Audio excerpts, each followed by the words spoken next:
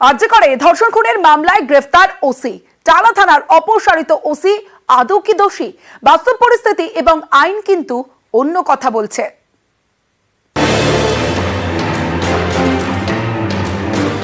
আরজি করে মহিলা চিকিৎসকের দেহ উদ্ধার, ধর্ষণ খুনের অভিযোগ, এ নিয়ে তোলপাড়। খবর পেয়ে 9ই আগস্ট ঘটনাস্থলে যান কলকাতা পুলিশের শীর্ষ কর্তারা। কলকাতায় যে কোনো বড় ঘটনা ঘটলেই ঘটনাস্থলে পৌঁছে যান সিনিয়র পুলিশ অফিসাররা। উচ্চতর পদের অফিসাররা দায়িত্ব নেন এবং মামলা সংক্রান্ত সিদ্ধান্ত নেন। ভারতীয় ন্যায় সংহিতাতেই এই সংস্থান রয়েছে।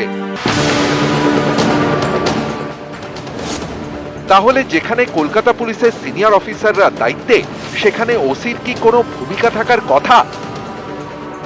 সিপি, অ্যাডিশনাল সিপি, ডিসিপি থাকার পরেও ওসি কিভাবে মামলা সংক্রান্ত সিদ্ধান্ত নেবেন? তাহলে কেন টালা থানার তৎকালীন ওসি অভিজিৎ মণ্ডলকে গ্রেফতার করল সিবিআই? আরজি করের ঘটনার জিডি এন্ট্রিতে অস্বাভাবিক মৃত্যু লেখা নিয়েও প্রশ্ন উঠছে। দুর্ঘটনা এবং খুনের ক্ষেত্রে অস্বাভাবিক মৃত্যুর অভিযোগ দায়ের হয়। বছরের পর বছর ধরে এভাবেই অস্বাভাবিক মৃত্যুর মামলা রুজু করে হাজার হাজার ঘটনার তদন্ত করেছে কলকাতা পুলিশ। তাতে সাজাও পেয়েছে অপরাধীরা। অনেকেরই প্রশ্ন, কেস ডায়েরিতে অস্বাভাবিক মৃত্যু লেখায় তদন্তের তো কোনো বদল ঘটেনি, তাহলে কেন ওসির দিকে আঙুল?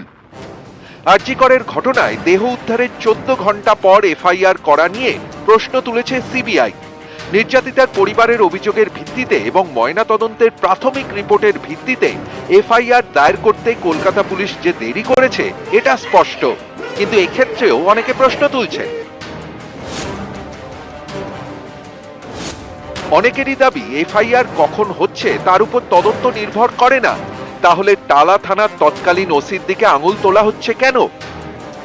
এই তদন্তের পদ্ধতি অর্থাৎ নমুনা সংগ্রহ থেকে ময়না তদন্ত, বেশ কয়েকটি ক্ষেত্রে হয়তো ফাঁকফোকর রয়েছে, কিন্তু ঘটনা ধামাচাপা দেওয়া বা অপরাধীকে আড়াল করার মতো অভিযোগ সরাসরি টালা থানার ওসির বিরুদ্ধে ওঠেনি।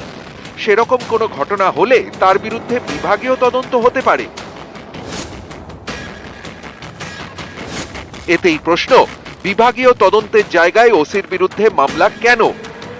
আমরাও দেখেছি আর আমিও সেটা দেখছি যে উনি বাড়িতে আসতেই পারেননি, আর উনি রাত দিন ওখানে কাজ করেছেন, উনি ওনার বেস্ট করেছেন। লালবাজার আপনাকে কি জানাচ্ছে? পুরো ডিপার্টমেন্ট আমার পাশে আছেন। কোনোভাবে মনে হচ্ছে যে অনৈতিকভাবে তাকে হ্যাঁ অন্যদিকে চলে যাচ্ছে এটা মনে হচ্ছে। সোমবার টালা থানার অপসারিত ওসি অভিজিৎ মণ্ডলের বাড়িতে যান কলকাতা পুলিশের 3 শীর্ষ আধিকারিক। পরিবারের সঙ্গে কথা বলে তাদের পাশে থাকার বার্তা দেন।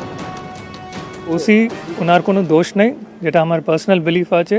যা কিছু উনি করেছেন উনি উইথ গুড ইন্টেনশন, ভালো ইন্টেনশনে উনি ওখানে স্পটে তাড়াতাড়ি পৌঁছেছেন। দ্য ইন্টারেস্ট অফ জাস্টিস, যে বেস্ট ট্রান্সপারেন্ট ইনভেস্টিগেশন যা কিছু করা ছিল উনি ওখানে করলেন, অ্যান্ড এটাই ওনার কাজ ছিল, and he did the job very well.